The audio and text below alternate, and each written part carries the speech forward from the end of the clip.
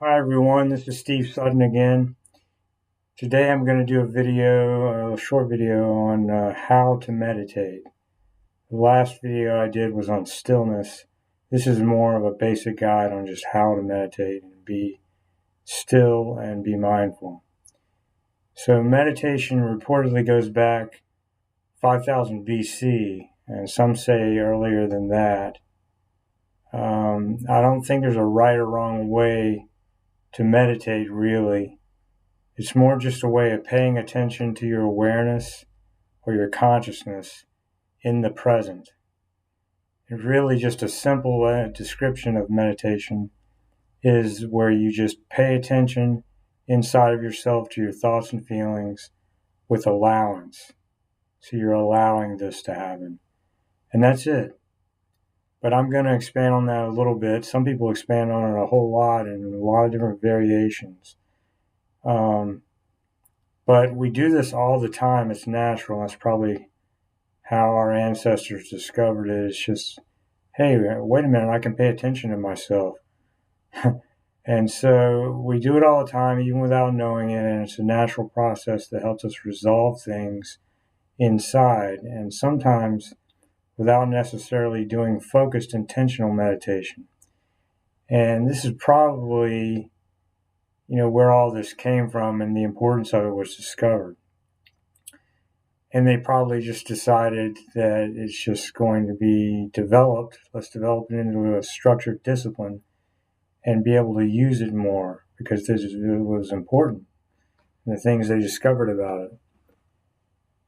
And so the question is, why develop it?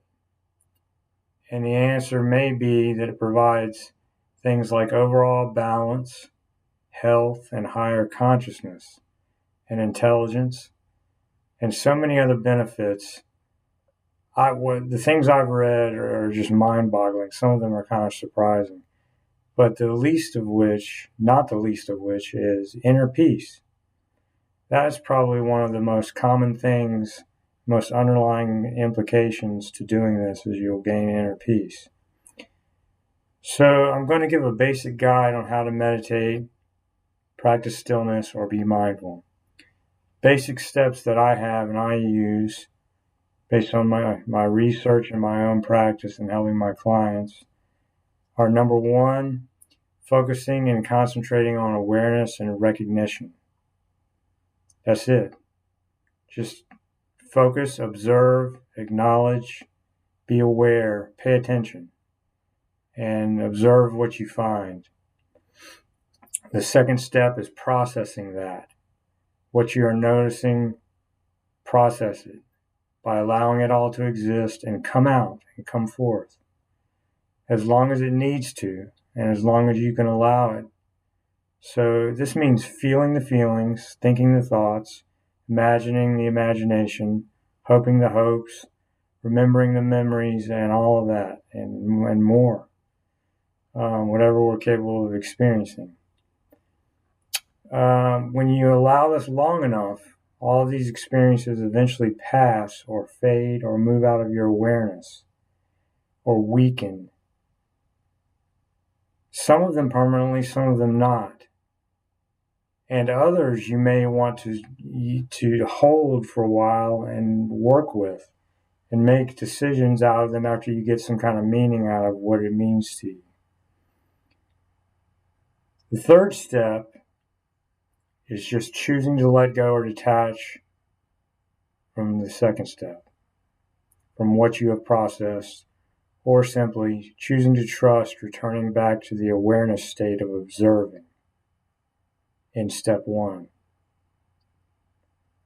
And then repeating this 3-step cycle as many times as you want in a so-called given session. And it may not always go in the order 1, 2, 3. It may be all jumbled and mixed up. It doesn't matter. Oftentimes, the longer you meditate in a session, the more likely it is that you'll finally reach a state where there's little to no activity. Believe it or not, it is possible. And there may feel like there's no self and you don't even feel your body. It's kind of light and peaceful. And this is what I would call a trance-like state. And people have measured the brain waves and other, biometric or biosensing types of measures to observe this, and it has been proven that deeper states can be reached like this. And when you get in this trance-like state, sometimes you don't want to get out. You just it's comfortable, to put it very simply. But to many, allowing themselves to be aware and acknowledge what they're feeling and thinking to begin with is just too disturbing. I mean, it's so disturbing that they won't even try to sit down and meditate. It's just off. It's out of the question. It's not even going to happen. And they would never see a benefit of doing anything like this. A lot of people like that because they're not at that point yet. On the other hand, to many other people, facing these things and working through it and getting to a state like I just described where there's a trance and it's like darkness, emptiness, no activity, it's just too disturbing to them. So it really depends on what you want and what you're looking for. But I can truly tell you from my research and my own experience helping my clients and practicing this that I'm discussing here myself for years, it really is one of the most beneficial things I think you can do for your overall wellness, because it not only helps us process and be in the present, it helps us as a whole long-term on deeper levels, often in ways that are inexplicable. These steps are just a basic guide. They may not occur in order when you practice them, but don't worry about it. It's important that you also realize, before I go here, I wanted to point a couple of things out. We are not our thoughts and our feelings and so on that we observe or notice in our awareness. We're not our actions.